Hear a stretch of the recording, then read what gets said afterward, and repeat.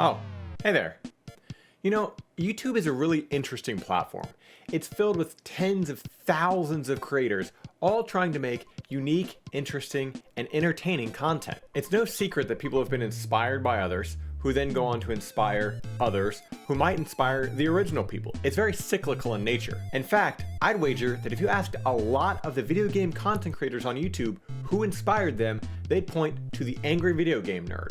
Or they'd point you to somebody else who was then also inspired by the angry video game nerd. Somebody who's been doing this for a very long time, predating even YouTube.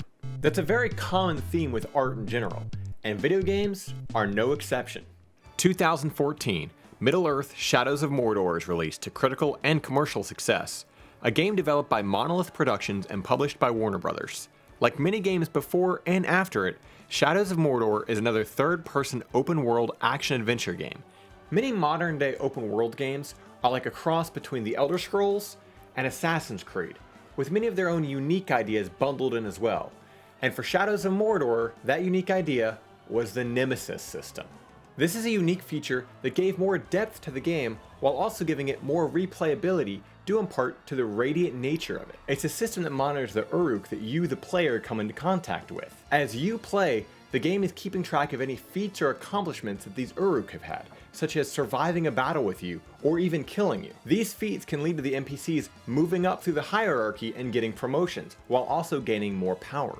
That's right. If you die to one of these enemies, the next time you fight them, they'll actually be stronger. It's a pretty neat mechanic, but herein lies the problem. In 2015, Warner Brothers submitted a patent for it. After being told that they needed to reword it, they finally got it approved in 2021, with it going into effect February 23rd of the same year. This patent will remain in effect until 2035 as long as they keep up with the necessary fees, which, let's face it, it's Warner Brothers. They're going to be paying these fees. Now, what does this mean? Well, unfortunately, it's pretty vague, but what it boils down to is that if another game developer makes a game that has procedurally generated enemies that exist in a hierarchy that can have their appearance or actions altered by the player and have their positions in that hierarchy change, Warner Brothers could quite literally sue them.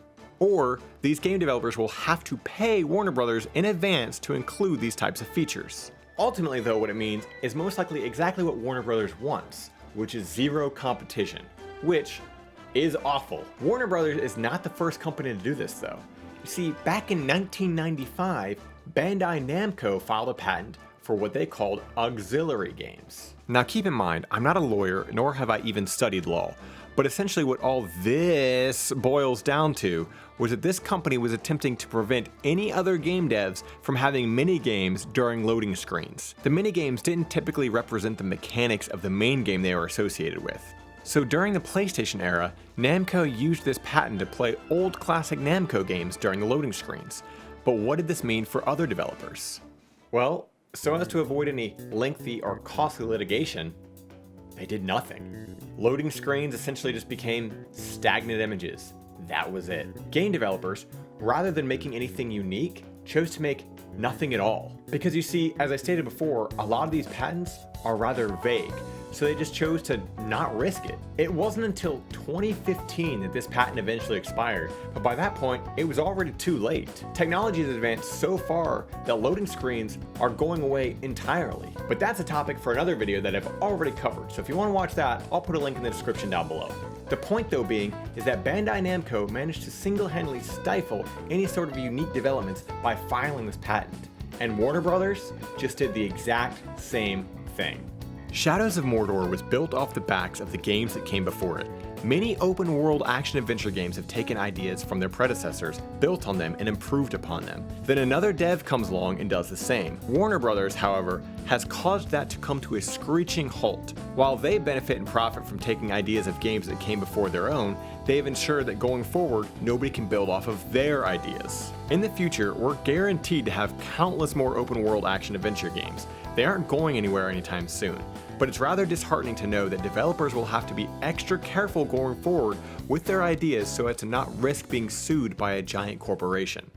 Think back to Bethesda's Radiant AI system. This was a dynamic reaction to the player's actions in the world. Depending on how you played, quest objectives might send you off to places that you've yet to explore and populate them with enemies that are built off of your level and abilities. While it was used in various Bethesda titles, it was most prevalent in the Elder Scrolls V Skyrim. Committing crimes against NPCs might cause that NPC to send hired thugs to attack you.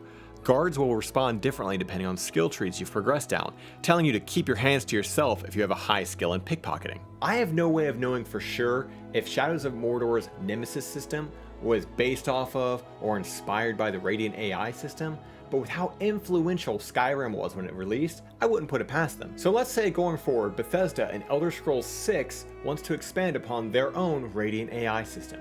What happens? How cool would it be to encounter a band of thugs in your travels, only for one of them to run away during your battle with them? Later on, when exploring a crypt, you find them again, leveled up, wearing new armor, and out for revenge because you took down their gang. Small things like this could add so much depth to the world of Mundus. But now, will they even be allowed to go that route? Honestly, who knows?